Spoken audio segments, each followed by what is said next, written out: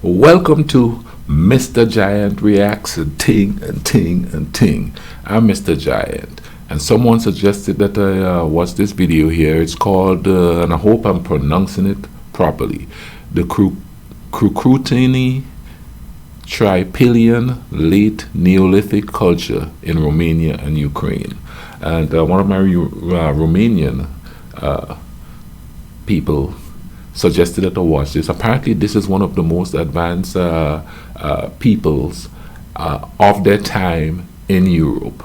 So let's go ahead and YouTube and simmer and see what these people were all about.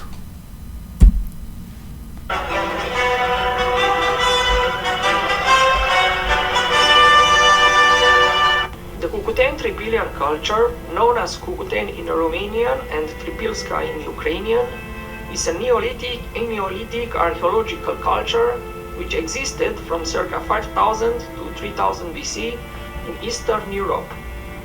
This culture extends from the Carpathian Mountains to the Dniester and Dnieper regions, centered on modern-day Moldova and covering substantial parts of western Ukraine and northeastern Romania, encompassing an area of 350,000 square kilometers. Wow. It was initially named after the village of Cucuteni in Iași County, Romania.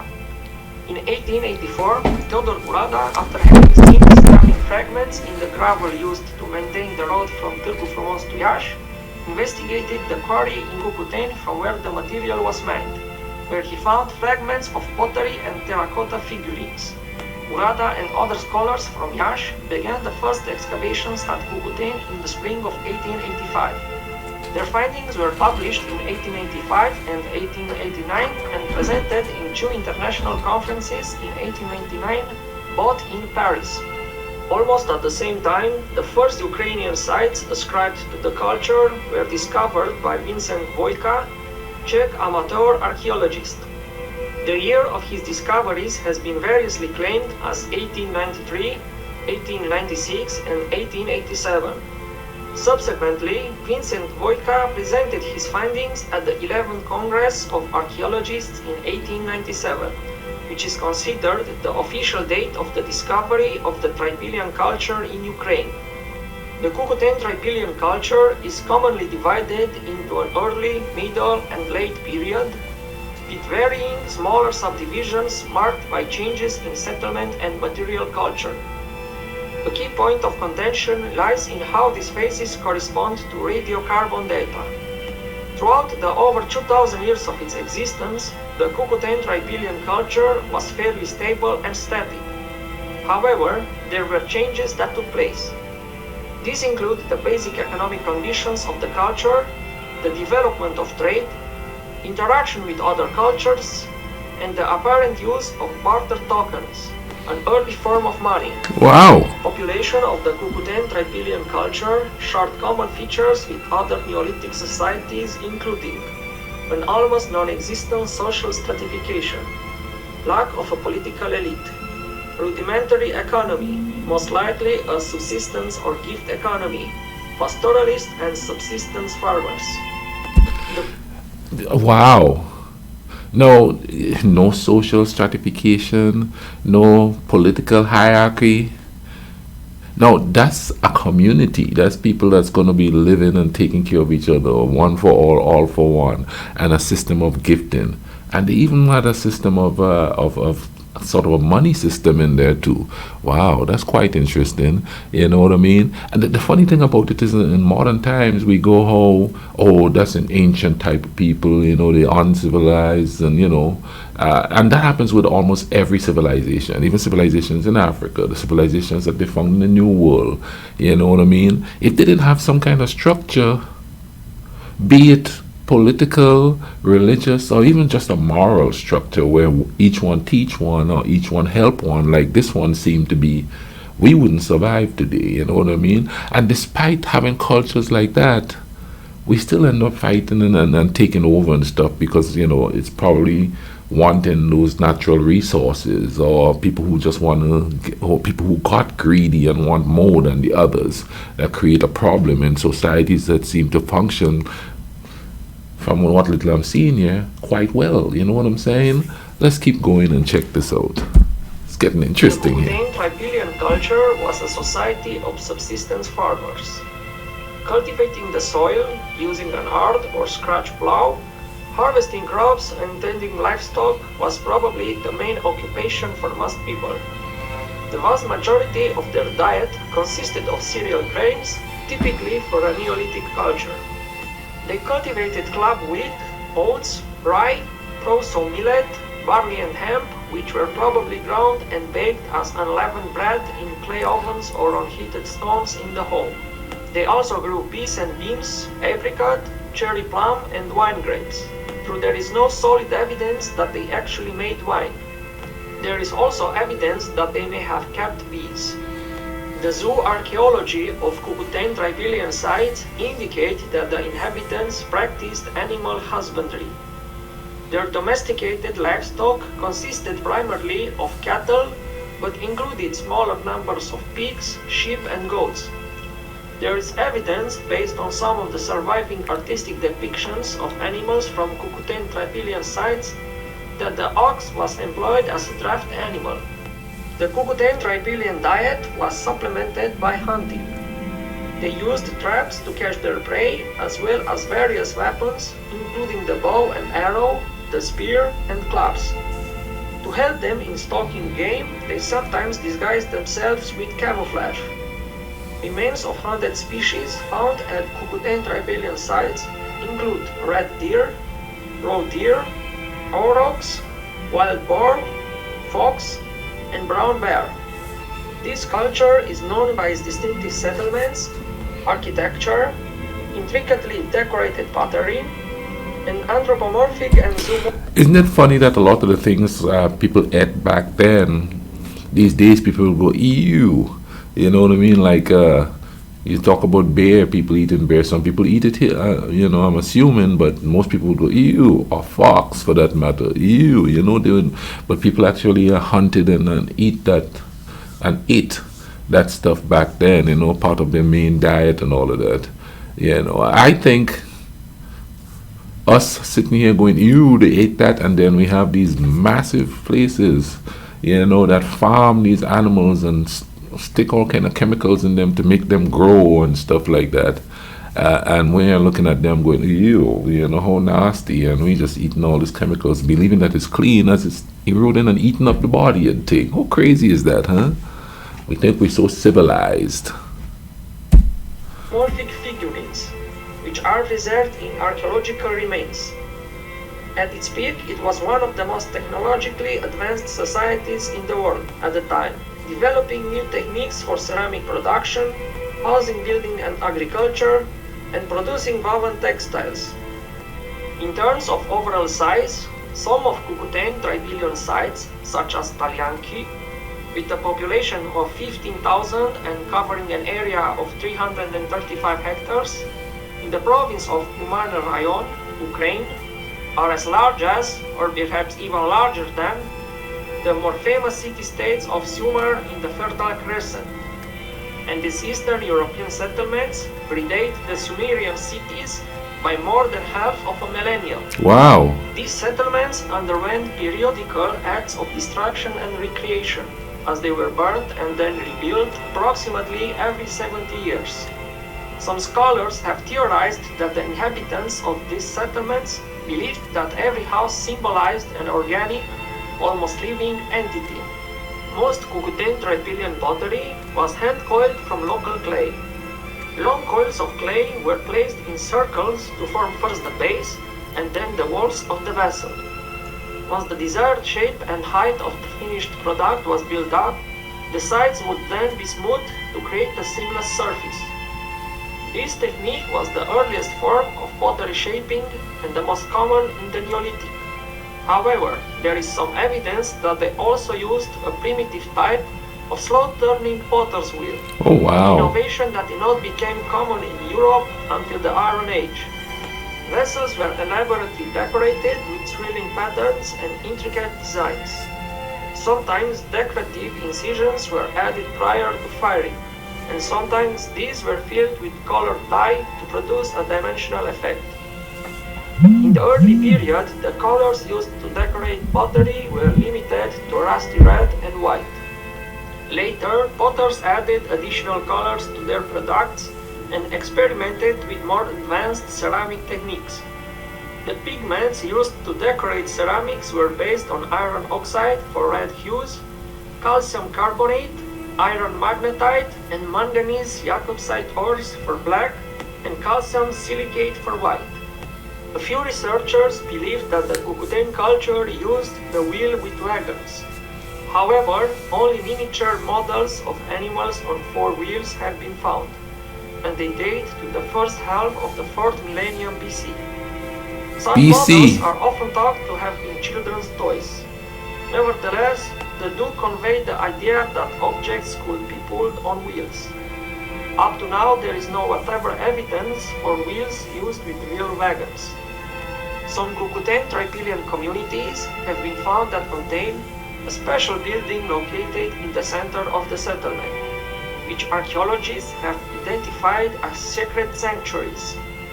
Artifacts have been found inside the sanctuaries, some of them having been intentionally buried in the ground within the structure, that are clearly of a religious nature and have provided insights into some of the beliefs and perhaps some of the rituals and structure of the members of this society. Additionally, artifacts of an apparent religious nature have also been found within many domestic Cucuteni-Trypillian homes.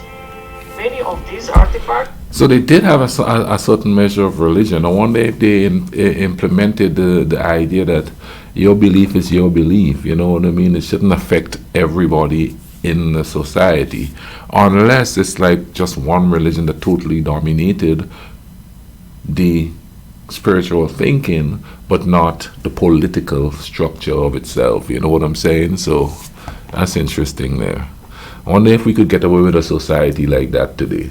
We will have to find a whole society of people, or a whole community of people who are selfless, not greedy, not wanting to flex, you know, like they say these days, you know, and have the best and the biggest, and you know. And when I talk, I always remember I'm talking from the culture from which I live in, you know, not the culture worldwide.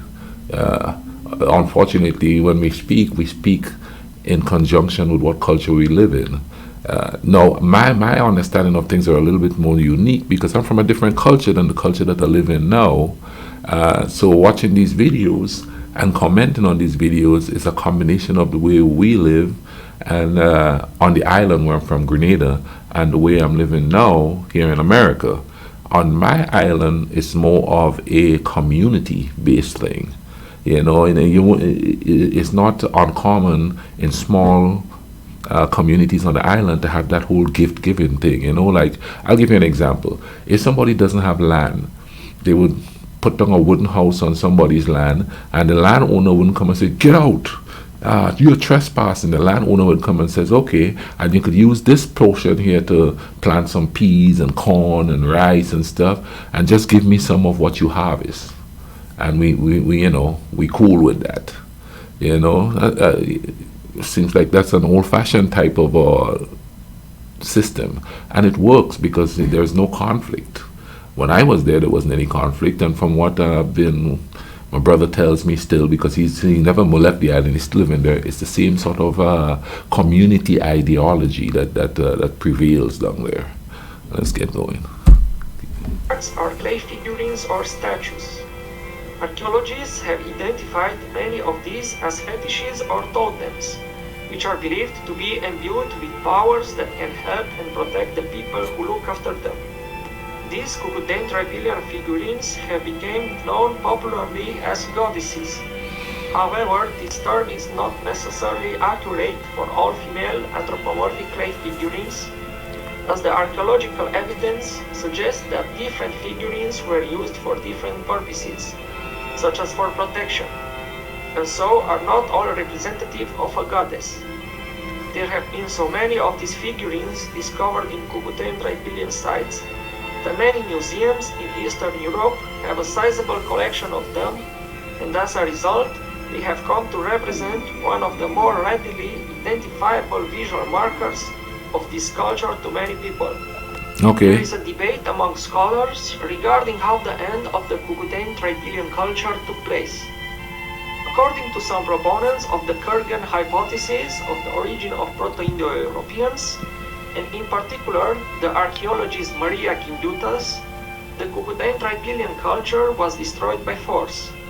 Arguing from archaeological and linguistic evidence, Gimbutas concluded that the people of the Kurgan culture, a term grouping the Gamna culture and its predecessors of the Pontic-Caspian steppe, being most likely speakers of the Proto-Indo-European language, effectively destroyed the Cucuteni-Trypillian culture in a series of invasions undertaken during their expansion to the west. Based on this archaeological evidence, Gimbutas saw distinct cultural differences between the patriarchal, warlike Kurgan culture and the more peaceful, matriarchal Cucuteni-Trypillian culture. See, a culture where people have a system of gifting instead of so much of like buying and selling of stuff, which they had some according because they had some money stuff there. They're more than likely a peaceful society. So, boom, here we go. Here comes somebody else who want more territory, come in and get rid of that society. It's crazy, huh? That's how it happens. Oh, they're really peaceful, which means they're weak, which in modern day society is prevalent. Because, for instance, like me being labeled a nice person here in this country, people tend to think that they could cling to you, to me and just take, or anybody like me. Most of my friends are like me. I tend to hang around people who are respectful, you know what I mean, and take other people's feelings and emotions into consideration in a society like that. So in essence, I'm trying to say I was kind of raised in a society that have the same similar ideology of thinking of the other more. So that's probably was their downfall, because they're friendly. Hey, come on in. You're human too. Let's live together, and then bam. Oh, they're weak. Let's go get them. Just because they're peaceful. Why is peace weak? Peace should be the strongest thing out there. You know what I mean? Everybody should want to just go, let's enjoy life. Let's enjoy each other, each other's culture, each other's differences, each other's similarity, which is being human. Which he argued was a significant component of the old European cultures, which finally met extinction in a process visible in the progressing appearance of fortified settlements, hill forts, and the graves of warrior chieftains, as well as in the religious transformation from the matriarchy to patriarchy, in a correlated East-West movement. Accordingly, these proponents of the Kurgan hypothesis hold that this invasion took place during the third wave of Kurgan expansion between 3000 and 2800 BC, permanently ending the Cucuteni-Trypillian culture. In the 1990s and 2000s, another theory regarding the end of the Cucuteni-Trypillian culture emerged based on climatic change that took place at the end of their culture's existence, that is known as the Blitz-Sevnander subboreal phase. Beginning around 3200 BC, the Earth's climate became colder and drier than it had ever been since the end of the last ice age, resulting in the worst drought in the history of Europe since the beginning of agriculture. The Cucuteni-Trypillian culture relied primarily on farming, which would have collapsed under these climatic conditions in a scenario similar to the Dust Bowl of the American Midwest in the 1930s. According to that theory, the neighboring Yamna culture people were pastoralists and were able to maintain their survival much more effectively in drought conditions. This had led some scholars to come to the conclusion that the Cucuteni-Trypillian culture ended not violently, but as a matter of survival, converting their economy from agriculture to pastoralism and becoming integrated into the Yamna culture. Yep, they become integrated into the Yama culture, I think he called it, and thus wiping out their existence. Now the question is though, how long after did they maintain their own cultural beliefs? You know what I mean? But if it happened naturally, then they became victims of nature, and they had no other way to go but to those people and learn their ways in order to survive, which means that their own ways, the Cucutene, their ways gradually just faded off over the years. That's an interesting idea there, you know, an interesting thought, you know. But anyway, man, thank you all for watching this with me. I'll leave a link in the description so you could go check this video out if you're so pleased. Hey, if you like this video, drop a like on there for me and thing, you know what I mean? You know, let me know and comment down below. And thank you to the person who suggested I'm watching this, you know what I mean? I also have other Romanian videos, you all could check it out, you know what I mean? I'll leave links all over the place and thing, you know, you all could go check it out on the screen here somewhere, you know what I mean? But, you know, listen, man, one world, one people, one race, human race. Let's all take care of each other, alright? Cool runnings.